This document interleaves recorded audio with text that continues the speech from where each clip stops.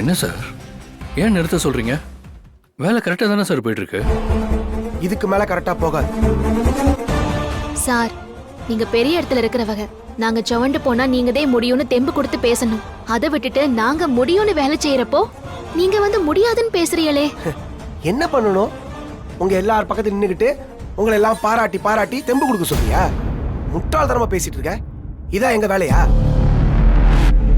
வேலை செய்யறவங்களை மோட்டிவேட் பண்றதும் ஒரு வேலை தான் சார்.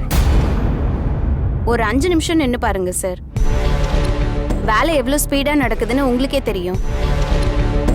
நீங்க தான் சார் இப்ப வேலையை நிறுத்த சொல்லி டைமை வேஸ்ட் பண்றீங்க. ஆனந்தி, துணியை கொடு. கொடுக்க கூடாதுன்னு சொன்னேன்.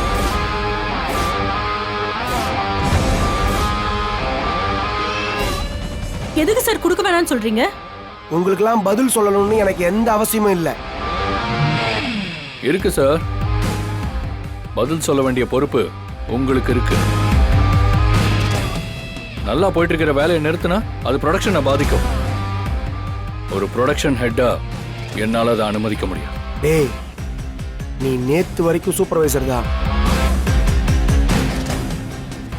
இப்ப ப்ரொடக்ஷன் ஹெட் ஆயிட்டா உனக்கு எல்லாம் தெரியும் ஆயிடுமா? அப்படி கேளுங்க சார், என்ன ஆட்டம் ஆடுறானுங்க. என்னையே கேள்வி கேட்கிறியா? ஏன் சார் முடியாது? எல்லாம் தெரிஞ்சவங்கன்னு இந்த உலகத்துல யாருமே கிடையாது சார்.